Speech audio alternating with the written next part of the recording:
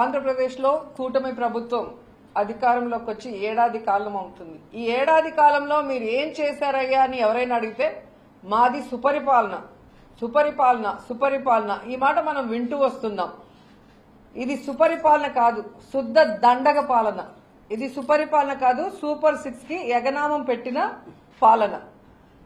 జగన్మోహన్ రెడ్డి గారు ఈ రాష్ట్రంలో ఉన్న పేదవాళ్ళందరికీ కులం మతం పార్టీ చూడకుండా అన్ని సంక్షేమ పథకాలు తాను ముఖ్యమంత్రి అయిన మొదటి సంవత్సరం నుంచే 5 సంవత్సరాలు ఏ విధంగా ప్రతి ఇంటికి కూడా అందజేశారో మనం కళ్ళారా చూసాం.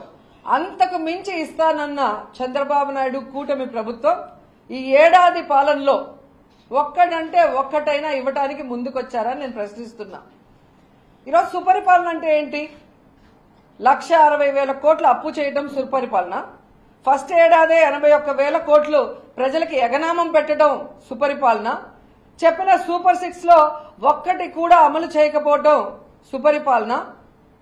ఈ రాష్ట్రంలో ఆడవాళ్ల మీద దేశంలో ఎక్కడా జరగనటువంటి విధంగా అత్యాచారాలు, వాళ్ళని హత్య చేయటం, ముక్కలు ముక్కలు చేయటం, పొదల్లో వేసేయటం, పూడ్చిపెట్టడం, దీన్నే సుపరిపాలన అంటారా?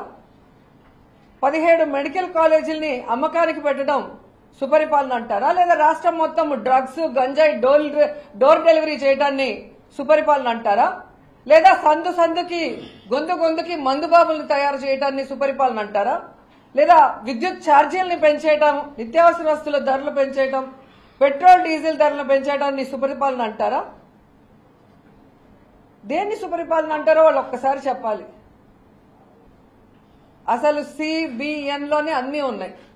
సి అంటే చీటింగ్, బి అంటే బాధుడే బాధుడు, ఎన్ అంటే నేరాలు.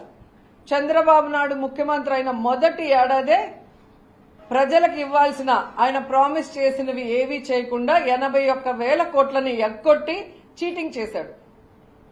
ఆయన ముఖ్యమంత్రి అయిన మొదటి సంవత్సరంలోనే రిజిస్ట్రేషన్ ఛార్జీలు పెంచాడు, విద్యుత్ ఛార్జీలు పెంచాడు, పెట్రోల్ డీజిల్ ధరలు పెంచి బాధుడే బాధుడని ప్రజల్ని బాధ వదిలాడు. చంద్రబాబు నాయుడు ముఖ్యమంత్రి అయిన మొదటి సంవత్సరంలోనే ఐఏఎస్ ఆఫీసర్లని లేదు, ఐపీఎస్ ఆఫీసర్లని లేదు, వైఎస్ఆర్సీపీ నాయకులని లేదు, ఎవరి మీద పడితే వాళ్ళ మీద తప్పుడు కేసులు పెట్టి కనీసం తప్పు చేశారా లేదా అనే వెరిఫికేషన్ కూడా లేకుండా రిమాండ్లకు పంపించి, రిమాండ్లకు పంపిన తర్వాత కూడా కేసుల మీద కేసులు పెడుతూ ఒక తప్పుడు రాజకీయానికి ఎలా తెరలేపి నేరాలు చేస్తున్నారో మనం అందరం కూడా చూస్తున్నాం. సో ఈరోజు ఒక తప్పుడు రాజకీయానికి విత్తనం పెట్టాడు. ఇది ఎక్కడ పోయి ముగుస్తుందో ఎవరికి అర్థం కాని పరిస్థితి ఈరోజు.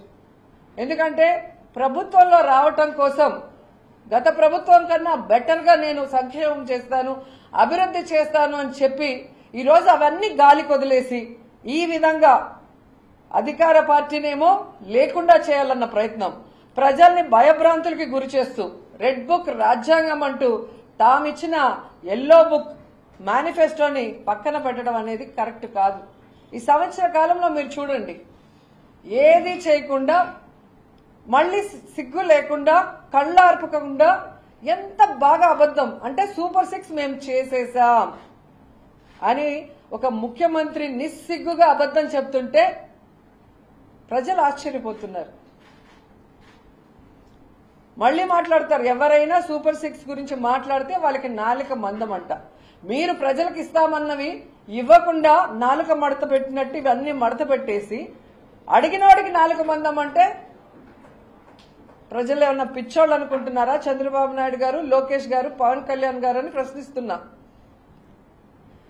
మొన్న వెన్నుపోటు దినంలో ప్రజలందరూ కూడా స్వచ్ఛందంగా ప్రతి నియోజకవర్గంలో కూడా బయటకు వచ్చి ఈ ప్రభుత్వం మీద ఎంత వ్యతిరేకత ఉందో చూపించగానే ఈ కూటమి ప్రభుత్వానికి కూసాలు కదిలే.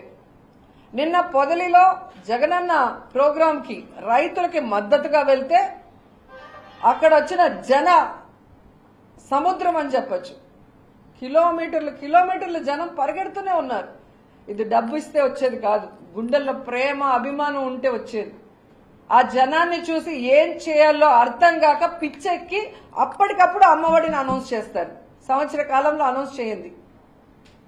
ఇదే లోకేష్ నేను సూటిగా ప్రశ్నిస్తున్నాను. ఆ రోజు జగనన్న అమ్మఒడి ఇచ్చేటప్పుడు అమ్మకు ఒడి నాన్నకు బుడ్డి అని ఎగతాళి చేశావే, మరి ఈరోజు ఎలా వాటిని ఇవ్వగలుగుతున్నాం? అమ్మఒడి సృష్టికర్త జగన్మోహన్ రెడ్డి గారు. ఎన్ని సంవత్సరాలైనా చరిత్రలో జగనన్న నిలిచిపోతాడు అమ్మఒడికి. పేదవాడికి మంచి చదువును అందించే విధంగా వాళ్ళకి స్కూల్స్ రెనోవేట్ చేసి వాళ్ళకి బుక్స్, యూనిఫాము, పౌష్టికమైన ఆహారాన్ని ఇచ్చి వాళ్ళకు ఒక నాణ్యమైన చదువుని ఇస్తే జీవితంలో స్థిరపడతారనుకుంటే దాన్ని ఎంత ఎగతాళి చేశారు. ఈరోజు మీరు దాన్ని అమలు చేస్తున్నారంటే ఆ అమ్మఒడి పవర్ ఏంటో ఒకసారి తెలుసుకోండి.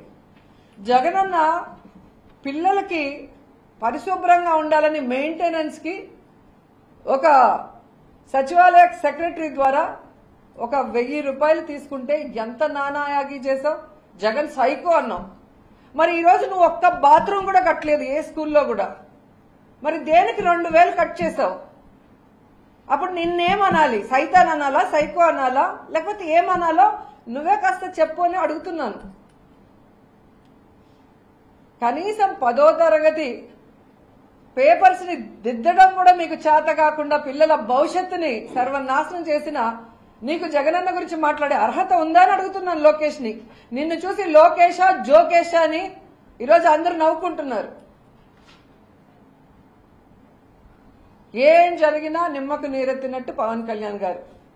ఎవడు ఏడసస్తే నాకేంటి, ఎవడు ఎక్కడ కొట్టుకుపోతే నాకేంటి, నేను ఎమ్మెల్యే అయిపోయా, డిప్యూటీ సీఎం అయిపోయా, నాకు పవర్ ఉంటే చాలు, నాకు హెలికాప్టర్ ఉంటే చాలు, నాకు ప్యాకేజ్ ఉంటే చాలు అన్నట్టు ఉన్నాడు. కానీ ఈరోజు పిల్లల జీవితాలు నాశనం చేస్తుంటే పేపర్ కరెక్షన్ లో అన్ని తప్పులు దొర్లి పట్టించుకోడు. రాష్ట్రంలో ఇంతమంది ఆడపిల్లల్ని చంపేసి ముక్కలు ముక్కలు చేసేసి విసిరేస్తుంటే కూడా మాట్లాడు. రైతులకి ఎవ్వరికి కూడా గిట్టుబాటు ధర లేక ఈరోజు ఆత్మహత్యలు చేసుకునే పరిస్థితికి వస్తుంటే కూడా నోరెత్తి మాట్లాడు. ఇలాంటి వాళ్ళకి ఎందుకు ఓట్లేసామని ఈరోజు ఎవరన్నా వేసిన వాళ్ళు ఉంటే వాళ్ళు కూడా తలలు కొట్టుకుంటున్నారు. ఒక్కటే హెచ్చరిస్తున్నాం కూటమి ప్రభుత్వాన్ని, మా దగ్గర అధికారం ఉంది, మా దగ్గర పోలీస్ యంత్రాంగం ఉంది, మేము ఏమైనా చేయగలము అనుకుంటే మీ హనీమూన్ పీరియడ్ అయిపోయింది, సంవత్సర కాలం. మీరు ఏ విధంగా అయితే దొంగ కేసులు పెట్టి కొమ్మినేని గారు లాంటి వాళ్ళని పెట్టినప్పుడు సుప్రీంకోర్టు ఎలా చెంపదెబ్బ కొట్టిందో మీరు చూశారు. సో మీ బ్యాడ్ టైం స్టార్ట్ అయింది. ఇక మీదట మీరు దొంగ కేసులు పెట్టాలి, లేదా ప్రజలకు ఇచ్చిన హామీల్ని ఎగరగొట్టడానికి పోలీసుని ఉపయోగించి బెదిరించాలి అంటే ఎవరు బెదిరే పరిస్థితి లేదు. కౌంట్ డౌన్ స్టార్ట్ అయింది. ఇప్పటికైనా మీరు మీ పందా మార్చుకోండి. రెడ్ బుక్ రాజ్యాంగాన్ని పక్కన పెట్టండి. మీరు ఇచ్చిన ఎల్లో బుక్ మేనిఫెస్టోని అమలు చేయడానికి ప్రయత్నించండి. లేకపోతే వైఎస్ఆర్సీపీ ప్రజల పక్షాన నిలబడి ఎంత దూరమైన పోరాటానికి సిద్ధంగా ఉందని హెచ్చరిస్తున్నాం.